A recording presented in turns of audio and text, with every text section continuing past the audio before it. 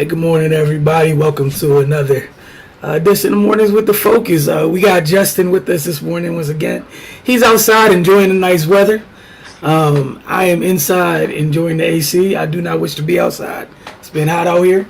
I know yesterday, you had some great topics for us. Enjoy having that discussion. Know you got some more today. I guess one we'll start with is the title of today's episode is pretty much our one back system's dead. Are we done with that in the NFL? Running back conversation, the discourse about that position has been interesting over the past couple of years, where people just find a way to devalue it, even though most good teams place value in it. That said, just a reminder, if this is your first time tuning in, hit the comment section, join the conversation. We want to hear what you guys think. You're free to steer the conversation as well. Again, just hit the comment section, and Justin and I will happily respond. All right, Justin, so you had the topic. Are the one-back systems done? I would say they are, but not for the reason that I think some would. For me, I think it's just most because of durability. More so than anything else, honestly, than anything else. But, also all teams don't value the position or the run game the same in this league anymore anyways. Right. Yeah. It's like you said, it's not the basic reason of, okay, if you give them certain carries, you're going to get hurt, this and that. But I think it's more like, you don't really have that. There's not a lot of that. There's not a big gap between a lot of the guys. All right. And then there's not a ton of guys who can do everything. But when you have a guy, teams that do, they'll run their offense through that certain player, and I think again it comes to the offensive coordinator or the way the team's built, the way the team's built. So I think you get guys like Henry, or even what's funny, I think about like in the Super Bowl where the biggest down of the game, Mixon wasn't in the game. That's one of those things where I think the two-back system's kind of being overthought. But then you have those guys like McCaffrey, Mixon, and they do a little bit of everything. But, I think if you can get the right combination, of a power guy and a speed guy, and, I think it's not really a plan. I think it's just a thing they go with. You feel your way out. And I think a lot of these coaches are adjusting so it's game by game. Certain teams, this guy's a better fit for that. This guy's a better fit for that game. And again, with so much passing, you don't have the big bruiser back anymore as much, So I don't know. That's just my thought on it. It also feels like, honestly, like if you look across the league, right, we see this big burst at the receiver position. It feels like some of the dudes who would be playing in the backfield are ending up out there. True. Honestly, we keep thinking. I'm not talking about any one person or anything, but just thinking about it, like there's a lot of wide receivers when you think about their frames. How they play after the catch, what have you. In different times, I think their career path doesn't take them out of the backfield. I think now on the offensive end, they end up at wide receiver, and I think some of them end up at linebacker. Right. I think that's some of it too with the way the game's changing. But I think what you said was great too. It's one of those things where some teams don't appreciate it until you need it. And then even then, it's kind of like it's kind of like with basketball, like the mid-range game. A lot of people talk about it, and then you found out that you need it. It's a skill and it's important. However, how many people truly commit to it being a part of their game? Right. And I think that sometimes that, like the commitment, is one thing to be like, hey, we run the ball here. I mean, that's cool, but do you run the ball? Those days when you're getting 1.5, 2.5 yards a carry, you still gonna tote that thing 30 times? Or you gonna throw it in the trash, go 5 wide, and throw it 40 times to your detriment? So I think that's a lot of it too, honestly, man.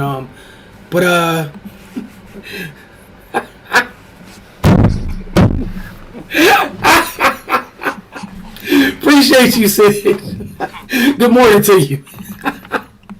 Right. But yeah, man, I already regretting being out here.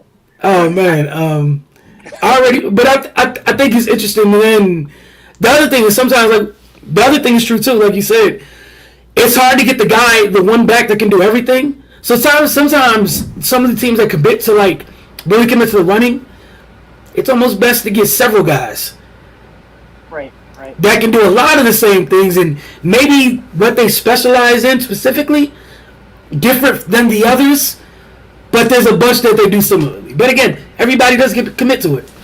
Right. But also, man, I think it's become a space game. You know, Yep. they prefer. I mean, honestly, one of the worst positions in the league is offensive line. You know, so Yep. you're not just taking one system and running a power game, or I think a lot of these teams, they don't really fit the system to the players. You know, it's just like, this is my system, you're going to run it. So whereas like Tennessee has a certain style that they run with Henry. And then last year was the first time they actually had a backing him up that was just like him, similar to him with Foreman. You know what I mean? Where most of the time you're playing Henry and then you're running the same plays with a smaller guy. And I think a lot of these teams are going that route as opposed to, then you have the San Francisco way, who has found success with 6th rounders, 7th rounders, undrafted free agents, first, second round. Like, so I think it's just depending on who the offensive coordinator is and how well the system is, that's how you'll get some of these better backs. And then again, a lot of guys that have failed have been, or struggled, have been the top 5 picks, top 10 picks. And now the team are kind of gun shy about that. I hate to say Dallas is, I'm not saying Elliott's not a bad running back, but they're kind of stuck with him where they have him there and they've overpaid him, and we don't know what's going on with Barkley. Maybe this time, again, having an offense that fits Barkley, we'll be able to see more of him. You have guys like Chubb went in the 2nd round. And even him, as funny as good as Chubb is, he's sharing carries. I just think teams are kind of trying to preserve some of these guys also. That plays a big part in it also. Yeah, and like you said, for guys like Chubb, where you are in a good situation where they do believe in actually running the ball, man, they're trying to get you to the playoffs. So what you're worth, so then they can ride you when it's time, because that's kind of like where the worth is. But again, that goes to a whole different discussion about the 17 games, how unhealthy it is for these guys, and everything else. But again, just the commitment to it, like you said, and I hate to be going at play callers or what have you, but you get the cop out for some play callers or some folks where it's like, oh, it's a space game, you can't do that stuff. Meanwhile, other play callers, they're taking even more advantage of it being a space game and going, well, this old school stuff that we used to do, man, they kind of lighten behind these days up front. Full steam ahead. Like, we'll create the space. Like, now there's more space where there wasn't before because of it being a quote-unquote space game. So, it's just interesting to see how different play callers will have you attack this era of space or what have you. What do you guys make of the Jets running core? Will Brees get a nod for the 70-30, 80-20 workloads? Look, man, anywhere when they run, to me personally, and I love to hear what Justin says, any team that runs like that McVay, Shanny type stuff, it's a committee. Okay, who's there? It's a committee. It's just how good your committee is, like what the talent level of your committee is. You got the top end where it's Chubb Hunt. You got Jones Dillon. What are we talking about here? We're talking about Brees. What do you got? Brees, Carter, and there's another cat. Tevin's still there. Like, I just think it's by committee for those guys because of the diversity of their run games. At least that's just me, but what say you, Justin? You're on mute, sir. I would think it's kind of like a 60-30-10. You know what I mean? Like, because they're not. Again, Carter brings different skill set to the table, and Hall's still going to be learning the game also. And again, with that system, you might even see them together sometimes. I think that's the thing with those type of players where they actually have similar skill sets, but Hall has more power. And then they always have fall in love with the third back. I forgot who they have, but they're going to mix in carries. They're not that kind of team where they're just going to and with there being more of a passing team, they're not going to be that type of team where they're just going to just pound you with the running game and have this one guy and have you get nicked up. I think that's just their point. I think that's the way they're going to attack. Yep. All right. So, what's next on the list of topics you got, man?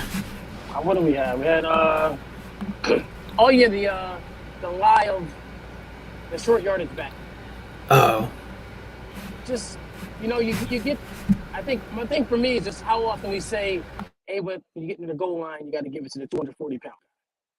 And a lot of these 240-pound guys take so long to get up to head of steam. You know, there was a time, remember when it was, you know, touchdown Tommy or the certain guys were the touchdown stealer guys who you get near the goal line and he'd have finish the season with 30 carries, 14 touchdowns. Right. But we're not there anymore. You know, sometimes you think about it. Why the 49ers give the ball to Debo on certain yardage? You know, you get those running backs that can twist and they're not easy targets to hit and they fall. You know, they fall forward. But when you get the guys that take a while to build up that steam and you know you got a big target so you can cut their legs out. Like I've watched games where I've seen Henry struggle at the goal line and Tannehill be the one to get in. You know, Yep. so I just think it's become a myth now at this point. You know, you'll have guys like A.J. Dillon. You know, he's different. You know, but even then, Aaron Jones isn't bad near the goal line either. I mean, A.J. Dillon's different because he has the big legs and he's a shorter guy who can kind of, you know, is built a certain kind of way. But not everyone. The main thing is just getting ahead of steam and getting downhill, which it isn't a big guy thing. You know, that's what I admit that. I think the other thing is what we were just talking about with the space, playing in space nowadays, right? The goal line is the one time when it's kind of like old school. Right. Nowadays, that's the one time where you get the nasty fronts where there's no space in between people and everything else. And sometimes, like honestly, it's like, and I give some play callers credit. Why make it difficult, right? Get it to the guys with the burst in the vision. Right. You on the goal line. And like you said, the guys with the burst vision and can fall forward. I don't care what package you come in, what position you play. The goal is to get over the line, right? Hey, man, get it done how you got to get done. Right. But again, I think just like that's one of the few times, like obviously short, like super obvious short yard situations. But even then, in today's game, it's different in the middle of the field than on the goal line because in the middle field, man, you throw a bubble that could go to the crib on third or fourth and one. You know, down in the goal line is a little different. Space, you know, there's only so much space to work with, and then, you know, you're asking teams who, like you say, kind of went away, like we were talking about, kind of went away from that style of football, so all of a sudden be good at it again. Right. You don't practice it. Like again, how many teams have a fullback? True. Yeah. Think about how many times you watch and they get down to the goal line, teams moving the ball easily, and then they get down to the 3-yard line and can't put it in. I just watched the Packers do it. You know, certain good teams that are good offenses. Yep. They get down to the goal line, all of a sudden they don't know what to call. Fades and sweeps. You know, at the half-inch line throwing a sweep. You know, just tells you how the league's kind of evolved in a bad way. Where it caught up to them. You know. Yeah, and I think it's something like even it still happens like in basketball sometimes. Like you hear people talk about, oh well, you know, in today's game with the space and everything else, you know, your bigs don't have to post up. Look, man, all that sounds well and good, man. At some point, you're gonna need somebody. When you have somebody who's able to cook down there, it changes stuff. It gives you a huge advantage, whether y'all like it or not. You can throw it down there, it comes back out. Those 3-pointers are even easier. Some things don't go out of style. I don't care how much stuff changes. You still have to be able to do some of those things. Running the ball is one of those things, especially in short yardage situations. So yeah, you don't want to have fullbacks. Cool, I get you. Then your running back room, but have somebody who's about that life in those situations. Mm-hmm. Or if you don't have somebody, you better have your Tyreek, a Debo, one of them dudes who in short, like, you know, in those tight situations, it's advantage you over and over and over. This question also, with Chris Carson retiring, is it finally penny time, or will Walker overtake him? I think they knew Chris Carson was retiring the entire time and weren't trying to let anybody know before the draft so they can go get the guy they wanted to get. That's what I believe. I think Penny will get like maybe a little bit of a head start in training camp, but y'all know what time it is, man. It's Kenneth Walker season. Like, yeah, I think they seem to like Penny, but again, it's the fear of him constantly being hurt. So I don't think they want to go all in on it. I think they'll start off with a maybe 60-40 Penny, and then as time goes on, I think Walker takes the job. If Penny gets hurt like he normally does, it would happen faster. But I think, of course, you don't pick a guy that early without that plan, especially when you're a younger team, or you know where the Seahawks are. I think, for sure. And they run a lot anyway, so it's not like. Well, and the other thing is they're trying to get back to who they were. You know what I'm saying? They're trying to like full on lean into what they used to be. So yeah, man, it's Kenneth Walker season. Do we think Ronald Jones will get that goal line role? I do. I do. I do. I Okay. think. Well, Ronald Jones has a way of, it's like one of them things where when you sign a guy like that, it has to click. You know what I mean? It's not like he's gonna have a ton of time to prove himself because they're not invested in him heavily. So it's like if it clicks early, he could take off. If it doesn't, they're just because the guys they have aren't back. Like McKinnon finished the season very well last year. They still invested in Hilaire. And again, his role might change now with Tyreek being gone and little adjustments in the offense. But I think there was stuff I seen about Ronald Jones, little flashes that I liked about him. And I just think he didn't click with Brady and Arians. So he kind of got put in that doghouse every year. So I think it's a second round talent that I think, given the opportunity, you might see something from him. And the other thing is let's think about where he was, right? Tom comes over there. Let's be real. The way Tom's quarterbacks, running games don't have to be what they are for everybody else. That man goes about his. How many times have we seen him? Whether it's in New England or where he's at now. With Tom, you can almost manufacture a running game with his short passing to a large degree. So I wouldn't even take it as an indictment on Ronald Jones. Like, I think playing running back for a team that Tom Brady quarterbacks is insanely tough, anyways. And ideally, you'd want your guy to do what Lenny can do. Go forward, knock people over. For when we, every once in a while, when we just talk about, show y'all the situation, man. Go be big. If there's a hole or not a hole, make a hole. All right, let's go back to doing what we're doing. Right. I think also, Kansas City always seems to have like that random Darrell Williams. Yeah. What's the other kid? The guy that went to, I forgot the other running back they had that always found a way to be on the field at important times. It was like, he didn't even know he was on the team until the playoffs came, and now all of a sudden he's getting big carries. I wish I remember the name. But it was always a Darrell Williams, a guy like that type of back. So I think the other guys are still going to do what they do. And then, Jones will handle that other stuff. Agreed. What's the other thing? You said, I think we got something where assessing rookie usage. What positions were you talking about it or referencing that? One of them I really thought about was running back, receiver also. I mean, it goes for everything, but I just thought of how, every year we look at a draft and we're like, okay, now this, like Rachaad White on the Bucs, he's going to take over. This guy's going to take over. It's like, not every team does that, Yeah. Like, you've seen what, again, I hate to always go to San Francisco, but you see what they do. You know what I mean? You see what, they'll take a guy and play him who's going to be later drafted. But some of these other teams, you get a team like Tampa, they drafted the running back last year who didn't play. Was it Keyshawn Vaughn? He barely played. Now they drafted this guy. So, like, the excitement of, hey, they took this guy in the second or third round. Not everybody does that. Like, not everybody's quick to put a guy on the field. It sounds good, but there's guys sitting on the bench because we don't play young receivers yet. If we don't trust you, we don't play you. And then there's teams that are quick to put a guy in. And I think we don't take that into account sometimes when we get excited about players, which we always do because they're new. Yeah, I think that's the thing, like you said, because they're new, right? But I think right now in the league, it's easier for wide receivers to come in and get up to speed and hit the ground running than it is for running backs right now, honestly. I just think it's way easier. You're able to translate a little bit more with the type of schemes and what you're being asked to do, honestly. A lot of coordinators can figure out, like you said, it's a space game. They can figure out ways to get you the ball, man.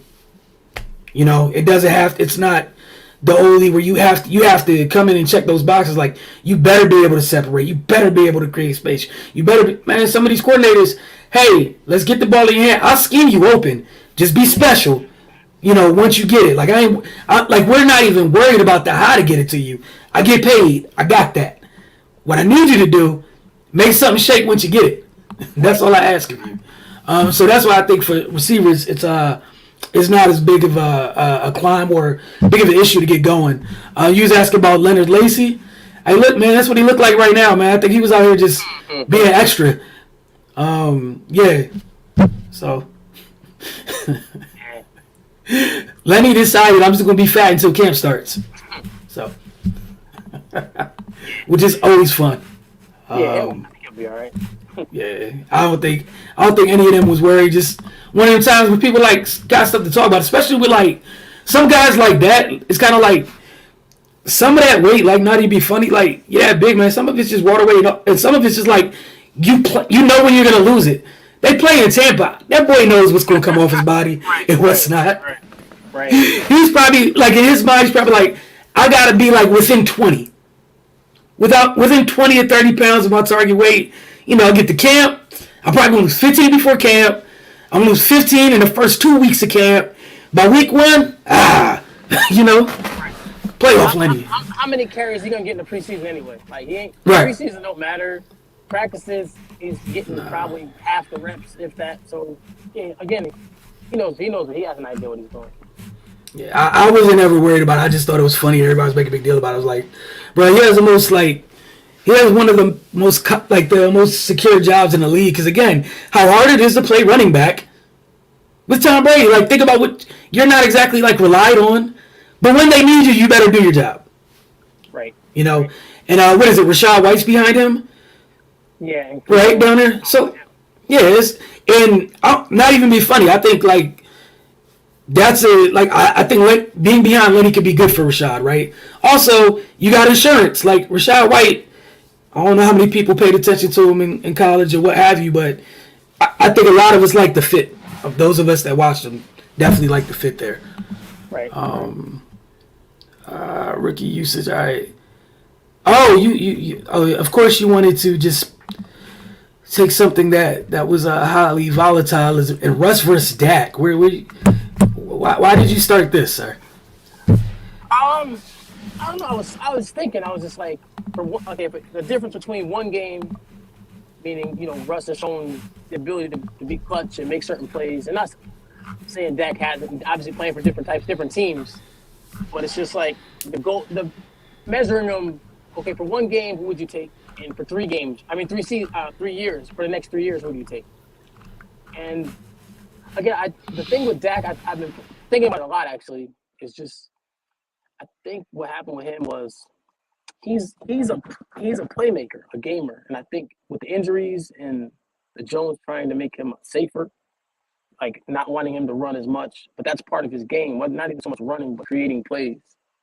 I think some of that got taken away, after the injury and Jerry saying we don't want him to run. And I've seen plays where he normally early on he was ducking his head and but that's who he is. You know what I mean? I think that feeds into his game, and I think when you take that away and try to make him into a 100% pocket, and he can win from the pocket. I'm not saying he's not that guy, but when you're trying to make him into something he's not, it limits him, I think. And for that offense, which is a basic offense, sometimes you need him to create a play. And I think that's the step back that I think we're watching him and just like something don't look right. There was a point when he was looking like he was ready to take off, and now it's just middling. Like it's there, and it's like, okay, we're playing this bad team, everything's working, it looks great. Now we're playing a little better team, or it's a situation. Not even so much the team, it's the defense, like certain things, and the play calling has never done him any favors. And it's, now you lost another weapon. Like with the weapons they had, they couldn't get him the ball properly. But now all of a sudden, you're expecting something different. And again, Russ is used to what he does. Russ has his style. Russ is going to create. Russ is going to, but no matter what offense you put him in, hopefully he might be a little better at certain things, but he's still Russ. You know what I mean? When it comes to playmaking, he's going to create a play. There's 2 or 3 plays out there every game that he's going to find. And that's where I think it's interesting because they're 2 different types of players. See, I think I'm probably on the other. I don't even think I'm on the other side of it. I think they're actually like really, really similar. I think due to whatever their situations and circumstances have been thus far in their careers in the pros, one person has been given the freedom, maybe too much freedom, to create, right? The other, like you said, post-injury, they've almost neutered that ability to him and their team's detriment. And credit to him for still being able to be that good, right, taking away a part of his game, right? And then, like, again, like this stuff with Russ, we're kind of questioning, the only questions with Russ is like, could you do the Dak stuff enough whereas can you sit in the pocket, be on time, make stuff shake, do what you're supposed to do? We know you can play make with the best of them. And I think what we saw before the injury was we saw Dak ascending like, okay, we know what he does. He could be on time, play within the system. Then you got the added bonus. I can throw my cape on, get in my bag and create something. Gets hurt, comes back, and it's sit in the pocket, win from the pocket. Everything's in the pocket. And he's still productive. But if you're going to ask him to do that, and maybe this is the theme of the year for me, I'm coming back to your middle behind play caller. If you're going to tell him he can't create, but them schemes need to get better. Plays need to be better. You can't have it both ways for me. If you're going to tell me I can't fix your play or extend your play or take a trash play and give it life, you need to get better at what it is that you're doing. And then I'll sit here, I do the greatest Tom Brady impression in the world, but the play calling needs to be right. And we know the play calling is not right. And that's the thing with Russ. Like, I'm not too worried about him being able to stay on schedule, whatever, now that he's out of that place he was. But he still has to prove it to everybody else. You know what I'm saying? But, again, so I think it's similar. It's opposite in terms of, like, the freedom they were given. No matter what we say about Seattle, how much we dislike the play calling at times throughout his tenure there, nobody ever told him he couldn't create. Right. Maybe they gave him too much freedom and he took, like, that's a whole different discussion, but they've never taken that from him. And I think Dallas did themselves a huge disservice when you took that away from him. And then, you know, not to tie it in, I wish I had this quote verbatim. Kyle was talking about this yesterday, talking about Trey, and he was like, yeah, obviously, you want your play to work or whatever it is, right? And he was like, yeah, you could be like, hey, you missed that. But if you move the chains, I'm going to get over it pretty freaking quick. The object is to move the chains. And Dallas took that away from that man. Why? Right. So, I mean, so for that, I'm going to have to take Russ. But if we're taking them out their situations and just openly, I'd probably ride with Dak because I was like, there's a thing that you do for sure I know that you do that, like, man, I'm excited about. Like, that's why we're excited about before you got hurt. Like, yeah, get him away from Kellen for sure. For sure. Right. Current situations, yeah, man, give me OG, triple OG Russ. Right. But yeah, I think. Go ahead. I think just the situations that they're in played a part also. Figured Seattle's defense usually kept it close. So, I mean, Russ didn't have to. Most of Dallas' loss were shootouts, So he could be having a pretty good game, but that play calling and something would always catch up to him. Whereas Seattle was, they find a way to win 2019 or 24-20 or whatever. The defense was good. Early on, he had a running game. And, I mean, they've always kind of had a little bit of running game. But I think it was even though the offensive coordinator of Seattle wasn't doing a great job with the passing game, it was other parts of that team. The coaching was obviously more sound, which Dallas never really has. No, for sure. And like you said, that's the one thing he was able to rely on for a chunk of his career. The first part of his career in Seattle was they were a ball control team.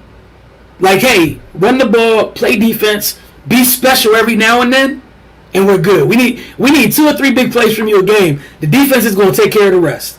Then they fumbled keeping their defense together, what have you, and then you can't play that way. And it's like they never adjusted to playing without the defense they got rid of because you failed to build it back up. You still haven't. Like, it's one thing if you were like, all right, we're going to play this way no matter what, but you lost the LOB and you retooled the defense within 2 years. Like, you were right back to being top-tier defense. You're still waiting on that, so you can't play like that. And then you never adjusted to, well, let's lead with our offense. Mm-hmm. Versus, like you said, in Dallas is, sometimes the defense does stuff, sometimes they don't. And also, like, in shootouts, I don't care who the play caller is, man. You're not going to call perfect plays for 4 quarters. Right. I think that's just reality, right? I think that's fair. So, what else you got? We got the new playoff teams. Teams from last year that didn't make the playoffs that you think will make it. Oh, wow. I want to hear your thoughts on that first. I got to think. That didn't make the playoffs. Okay. I mean, I feel like it's a cheat code to just say Baltimore and Miami, but I think Miami's that team in the AFC. In the NFC, I'll take a bigger swing and say somebody like the Lions.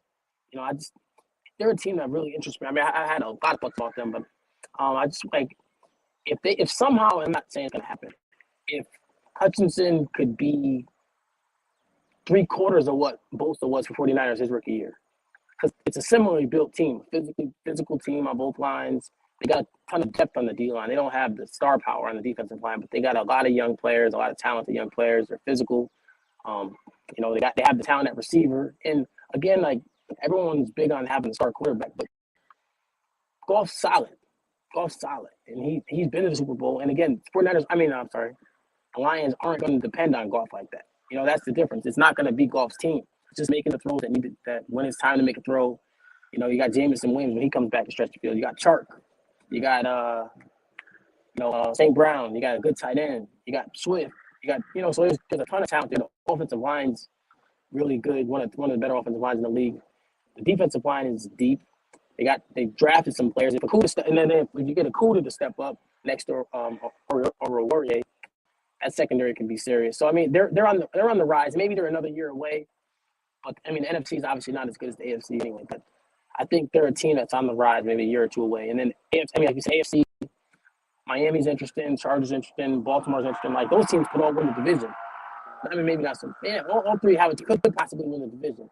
I'm trying to think of a lesser, like an extra surprise team. But I don't know. I would just say Miami. Okay. In the AFC, I got one I'll take a big swing with, and I'm cool with that. And y'all can fry me later in the year if it doesn't work. I'm not gonna care. I promise you.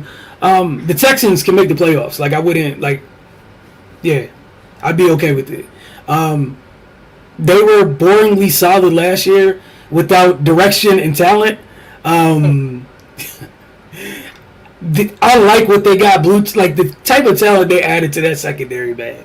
Like if Stingley's what he's supposed to be, if he's as advertised, that goes a long way, man. They're dealing with some of these wide receivers on that side of the league. That goes a long way. And he doesn't have to win every week, but if he's able to consistently battle, it gives you a heck of a chance. And also, I know nobody paid attention to the quarterback in Houston last year. Dude's not bad. He should get better. I thought he was fine last year. I think they could possibly, like you said, teams that didn't make it. I'm trying to think outside of like hey, everyone fell off the end of the earth. People are healthy this year. They should make it. So, Sid had Chargers, Vikings, Colts. I don't know about the Vikings, man. I just don't trust them no matter what goes on in life.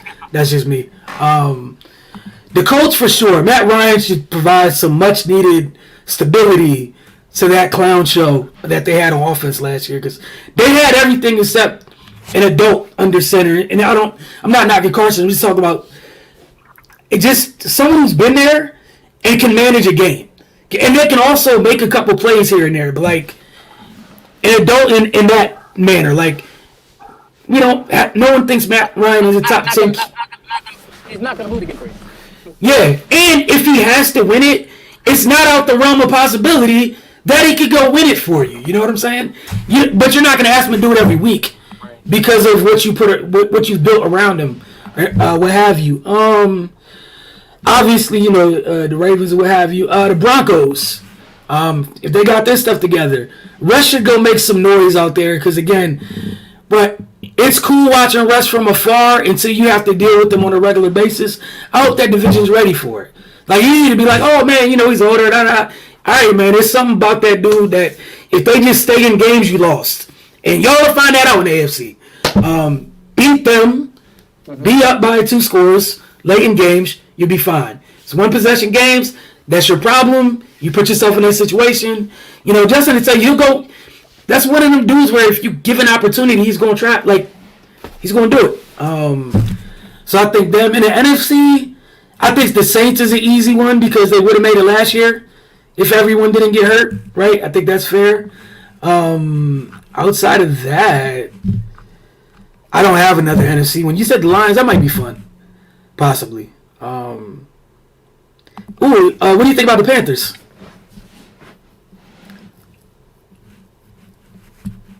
Playoffs, no? They actually have a talented roster. They actually have a good roster. But they have a talented roster. I just want to see it all get put together. You know, Yeah. I'm not a Baker guy, but again, if McCaffrey's healthy and they get the receivers going and the Terrace Marshall steps up, it's DJ Moore, those guys. You know, off with the rookie lineman's good. Like this, I don't know. It's possible in the right division. Same thing I said with the Lions. We said with the Lions, Vikings, those type of teams. Is they're in the right division because there's one team. You know, there's one team in that division, and the conference isn't loaded at all. Yeah, I guess that's the only reason why, you know, like again, I think all y'all know how I feel about Baker, but like you're out of the AFC. It was a great time to leave the AFC. I'll say that. And then the division you went to, you got more than a chance, man. Look, you got a fair chance. You handle business, you have a fair chance. I think that was mostly everything for real. I got one. Last, if depending on what.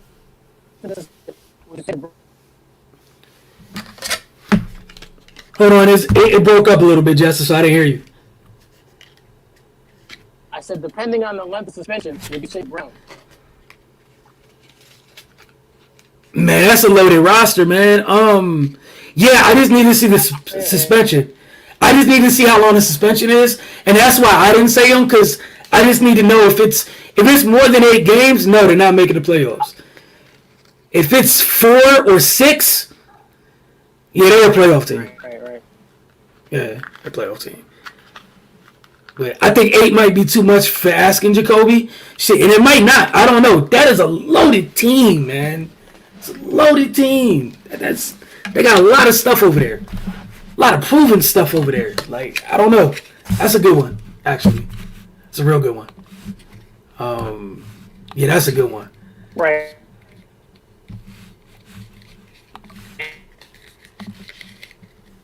All right, hold on. I think it broke up a little bit again, Justin. What'd you say? You might have to come out and come back in. Says anywhere from 2 to 200 games. Yeah, man, I don't know. Like that's the thing. I have no idea. Like, you know, I've seen some stuff where they were saying 4 or 6, which is crazy when you think about what you know, why, you know, the reason is why he's being suspended compared to what other folks have done, because you would think that women should be held in a higher regard in terms of that stuff that he's being accused of. Also, just from a league standpoint, what it looks like, if he only gets 4 games, ridiculous. But, you know, it's another story for another day, I guess. Say it again, Justin, because we still can't hear you. Do you think we're going to see Texans Lee Watson? He hasn't played in a while. Expectations too high. I think the cool thing because of where he's going, I don't think he has to be that. I don't think he has to be Superman there, honestly. What's up, Jesse? You back? Okay. There's a question by Sid. Do we think we're going to see Texas, Deshaun Watson, hasn't played in a while, expectations too high? I was saying I don't think he has to be that off the break at all for them because of how much better that roster is than any time he played in Houston. You got Nick Chubb to rely on. You got Amari Cooper. Lord, he has Amari Cooper. You got Njoku. Chubb and Hunt. That scheme, Stefanski running that offshoot of that McVay Shanahan type game. So I don't think he's gonna have to be Superman at all. I think he could gradually work his way up to being the old Watson, but I think that's a button you can press in case of emergency, which is why I think, for football reasons only, a lot of folks are why folks are high on them, because you took somebody with that skill set. We've seen him drag teams to places, have far inferior rosters in games they have no business being in, and now we're just asking you in like what's typically around the league like one of the most QB friendly systems ever. Hey, can you just be productive? Yeah, I think he could be productive. No, I agree with that. It's just like you said, the team's talented. They can run the ball. They can do a lot of other things. But It's just make a play when we need a play, make a play. That's what it's cutting it down to. Where as opposed to before, it was like make a play at all costs, but just drag all of us there. Again, having his Cooper is going to be the same as he had Hopkins. His go-to guy when need be. But they have other weapons on that team. The tight ends got paid. The running backs are ridiculous. The offensive line is good. Defense is talented. Beyond, they probably go 12 deep on defense, 12 to 15 and deep on defense. So there's talent everywhere. It's just what he's going to bring, just a confidence of knowing you have him there. You know what I mean? And that's what they paid for. They paid for that guy. They paid for okay, every week, no matter what's going on, we got a guy that can go and win a game for us. We could be struggling. Everything can be going wrong. If we need 40, he can get us 40. If it's a tight game, he can get us that touchdown or that play. I've seen the Texans getting their butts kicked. The next thing you know, he brought them right back. You know what I mean? I think that's what you're paying these big name quarterbacks for. And then having a system that's actually a good system is only gonna elevate them. Yeah, sorry about that. Yeah, and I think that's the reason why I've never worried about the football part of this. The life part of it, yeah, they feel like the league needs to get that right, and that's why I just need to see what the suspension is. And again, if it's less than 8 games, the league's kind of like the joke that I think it is. Honestly, if they're very unserious when it comes to serious matters, very, very unserious. I think is the most mature way I could say that. But like you said, as far as football goes, man, you want to talk about an easy scheme to kind of work your way back in with. Again, Amari Cooper is you get Amari Cooper. Get Amari Cooper. That system, Nick Chubb, life could be far worse football wise for him. And then again, what you're gonna ask him a couple times instead of it's before, for Houston, he'd have to wear the cape to the locker room, and then onto the field. Now, hey, could someone go grab it for me? He might not need to pull it out too many times. Honestly, if they perform how they're supposed to perform, this is the team. If they get a double-digit lead with that defense, they should be able to keep it. Right. So I think that's where I'm at with it. I think that might be it for today. Appreciate the topics, Justice. Sid, appreciate you as always. Just remind anybody else, man, y'all tune in. Don't be shy. Be like Sid. Hit up the comment section. Join the conversation. Be a part of the conversation. If he's suspended for the year, the Browns going to miss that window with Chubb, Hunt, and that O-line. I think the thing is, even if he's suspended for the year, honestly, you bet on the fact that you have a talent that you didn't have that was superior to what you had before, and you just get through the year, honestly. As much as it sucks to say, you just get through the year and know that if you get to the other side of the year, again, sticking with football only, your job, and that's why his contract was structured that way. In case he's not here, is he going to be worth less when you get him next year? No.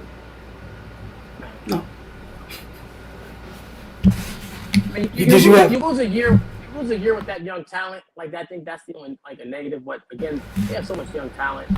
And I think they'll figure out early if Chubb's carries need to get cut. I'm not saying you want to what's the word? When the NBA when they lose on purpose. I say tank. You don't need a tank. You're too good to do that. There's a point when you realize, week 10, week 11, where you're like, okay, this ain't going nowhere. And again, with all the backs they have, they got Chubb, they got Hunt, they got the other backs that had a big game last year. So it's not like they're going to be going, giving them 25, 30 carries a game. But I think that team, and again, the offensive lineman usually can hang around a while. That's just a well-built team. Except for now, you throw that quarterback in there. That's what leads to the excitement. This was going to probably be a year of you're hoping that everything clicked. A year of everyone fitting together, and by the end of the season, you hope they get it all to get everything going. So, worst case scenario, you push it back a year. Yeah, and again, with a team like this, say you said he was spent for the whole year. Again, this would have just been your last year with Baker, anyways. If you knew, if I could tell you, no matter what, you get Deshaun Watson next year, are you gonna care? I don't don't know how much you are. Like you almost can't tank because your talent won't let you tank. So it's just a matter of you won't be able to get. It's the cap on how much of a contender you could be in my eyes. Like they're just too good to be last in the division, even with Jacoby. Like, bro, that defense, Nick Chubb, Coop, Njoku, like you can make the playoffs with Jacoby. There's a world where that can happen. There's also a world where you have so much talent. Who's to say you don't go find another quarterback in case you need to midway through the year to do whatever you need to do. I mean, I think they're fine with Jacoby, but I don't like, again, QB friendly system. We've seen what that system's done for quarterbacks that aren't upper echelon quarterbacks talent wise. You just gotta not lose game. You just have to not get in the way with the roster that is that loaded. Just don't do too much. Don't try to be a superhero if you're not. If it's 3-0, guess what? Punt the ball. Don't do anything crazy. Try again next series. Who knows? Your defense might get 6. Right. You just don't try to be a hero, I guess. But yeah, I think it would take massive injuries like Baltimore for them to tank. Like, right. I mean, you want to see the development of some of those young talent on defense. You want, JOK. You want Green Williams to step up. You just paid Denzel Ward. So I think, like Sid was saying, I think you get your Denzel Ward another year. You got your Myles Garrett another year. You just paid Clowney for a year, and basically, if it doesn't work out, you're giving it away. Now you got to figure out what to do again next year. So I mean, I think that's a negative, and that's the thing where it's like the team that's built for now and built for the future, which not many teams are. So I think that's one of the things that they've actually done really well. Yeah, and again, not to be rude, but if you didn't do what you did several years ago, you wouldn't be in this situation anyways. So technically, you already done wasted time. So to me, it's just like, again, what's another year? Like, no one told you to do what you did 4 years ago or 5 years ago, whatever it was when that selection was made. If you do something different, maybe you're not here. Maybe you're not even in this situation right now. But you did what you did over here. So I mean, again, like, you wouldn't. Worst case scenario, you're going into next year knowing you have a top quarterback in the league. Life could be far worse regardless of what happens this year. Yeah, you're right on that. Only thing is you just hate giving away a year. That's the part for me. Is it's like, because you don't know. You never know. You come back next season, Chubb gets hurt. It's just dumb things that can happen in football. But this is the best they've been roster wise, maybe since I don't even know. Since when Belichick was there, So try it out, And again, but like you said, say God forbid next year, Chubb does get hurt or something like that, right? At least you'd be in a position where you have enough talent under center that you could make up for it. You could not say the same if he had gotten hurt any point prior to, next year. You'd be like, oh, boy, what do we do? Can't hide this clown. Like, what do we do? We can't just, get a lead. They're going to force us to throw it now. Oh, no. Like, what do you do? So, I mean, at least, again, and I agree with you guys. It would suck to lose a year or half a year, whatever, from a football standpoint. However, it better be at least half a year. And I don't think that it will. But, again, another story, another day. Worst case scenario, like, they're still one of the best teams in the league, roster wise. You're still, when people talk about rosters, you're at the top of that conversation. and that's without the quarterback. That's without the quarterback. You talking the quarterback, now we're talking top 2, top 3. Because you got one of those guys. So, that's kind of where I'm at with it. But we're all waiting to see what actually happens, because again, league is very unserious about serious things, and they've showed that to us time and time again. Where were you? Okay, he said, I'm just having flashbacks from 2017. Steelers was 2019. Don't mind me. It's gonna be okay, Sid. It's gonna be okay. It's gonna be alright. Appreciate y'all for tuning in today, man. We'll see y'all tomorrow about the same time. Y'all know it'll be between 9:30 and 10 a.m. right here for Mornings with the Focus. For Justin and myself, y'all have a great day.